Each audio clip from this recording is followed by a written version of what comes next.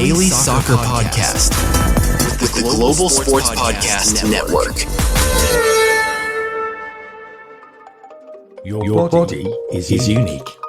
And Global Sports Podcast Network has partnered with Bioniq, the world's most personalised supplements. Bioniq provide 100% tailor-made supplements designed to deliver precisely what your body needs at exactly the right level to optimise your health. No guessing. So click the link in the show notes. Use the code ESPN 2025 for 40% off your first month's subscription. Bioniq. Don't settle for off-the-shelf solutions made for just anybody. Get what's right for you right now. Here at Global Sports Podcast Network, we spent a lot of time selecting our delivery platform. Zencastr came out the clear winner, with 4K video recording from your phone and AI editing that automatically removes all those ums and ahs. It's super easy to start a podcast that sounds great and is delivered efficiently. If you're ready to tell your story, check out the link in the show description to learn more about Zencastr. Hello and welcome to the Daily Liverpool Podcast, brought to you by the Global Sports Podcast Network. 15 is the magic number today. It's the 15th of October, and it is 15 years to the day since FSG took over as the owners of Liverpool Football Club. Now, they have just released a statement via the club website. We've also done a special episode, which is available today on the podcast, where we go in a bit more detail, having a look at the FSG era. But principal owner John W. Henry, Tom Werner and Mike Gordon have released a statement celebrating that 15-year landmark, and they've put out a message for the Liverpool fan base, which is on the website. I'm going to read that out for you now. When we first became involved with Liverpool, we knew we were joining something extraordinary, and we hoped we could restore such an incredibly storied institution to standards it had previously set. But we could never have imagined exactly how the next 15 years would unfold. From the outset, our primary aims were simple: to bring success back to Anfield and to ensure the long-term health and stability of this great club. We understood the responsibility that came with being its custodians, and we've tried to honour that every single day. We also understood the scale of the challenge, but recognised the potential that could be realised if everyone pulled in the same direction. Looking back now, it's not only been quite a journey, it's also been an incredible adventure that we, as owners, have been privileged to be a part of.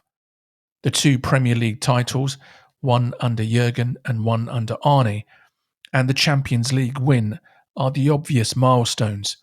We will never forget being inside Anfield earlier this year on the day we were finally able to lift that league trophy in front of our fans. It's a memory that will stay with us for life.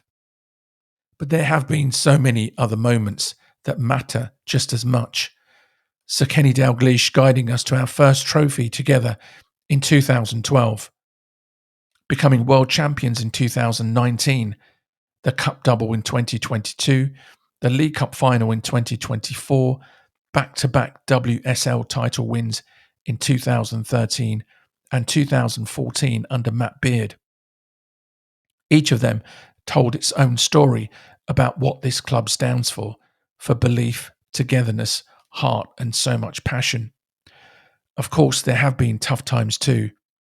We've lost finals and missed out by the smallest of margins. Off the field, there have been times we've got things wrong.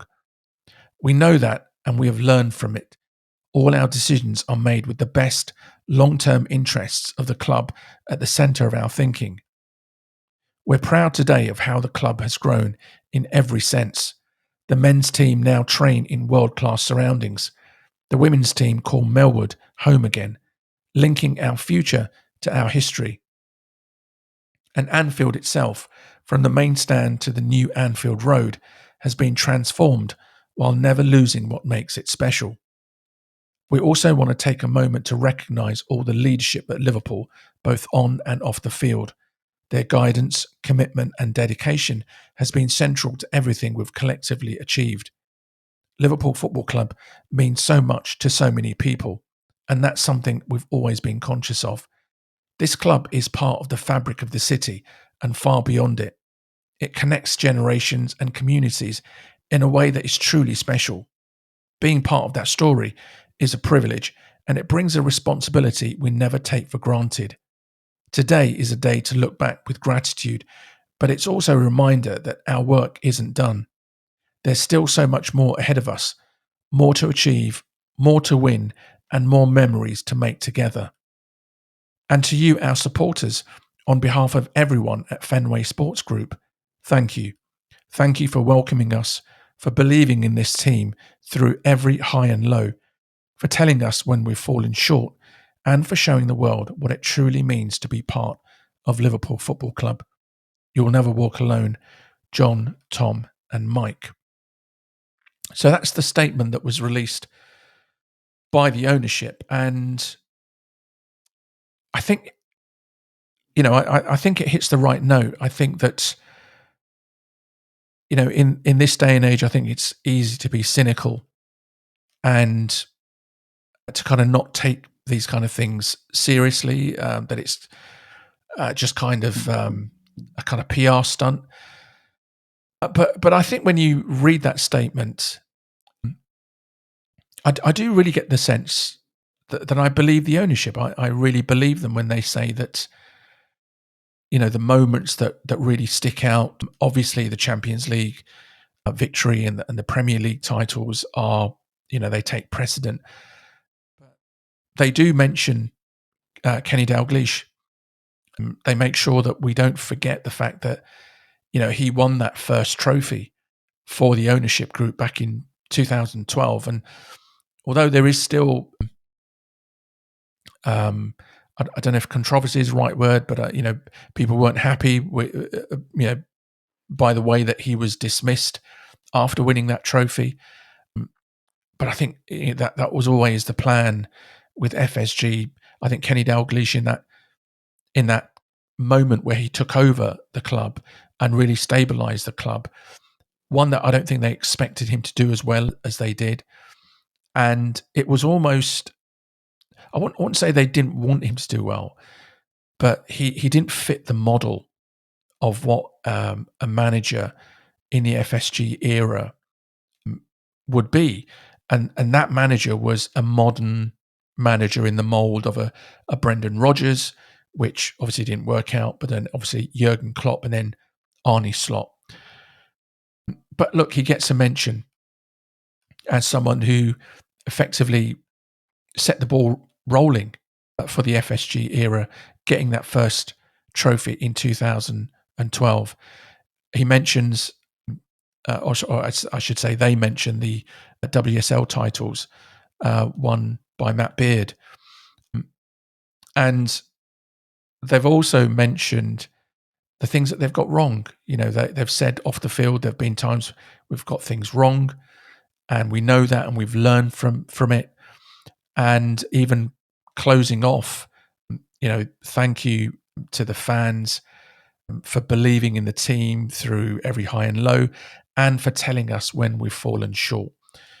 And, I think that's a genuine and a sincere statement by the ownership, a recognition that when they have got it wrong, the fans have been very clear and very vocal, and that the ownership have taken that on board and they've listened.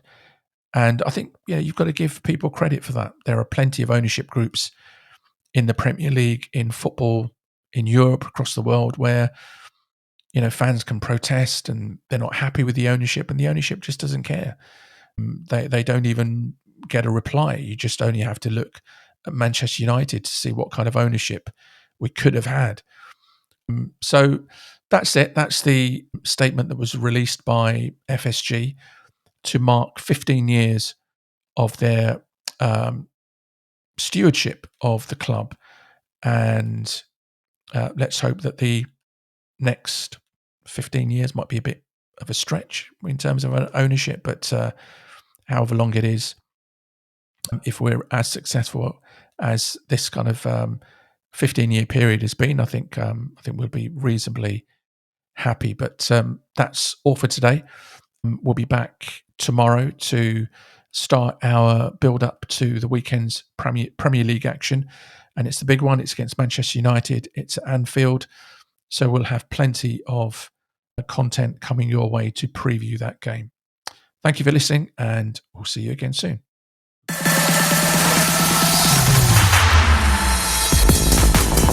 Your daily soccer podcast with the Global Sports Podcast Network.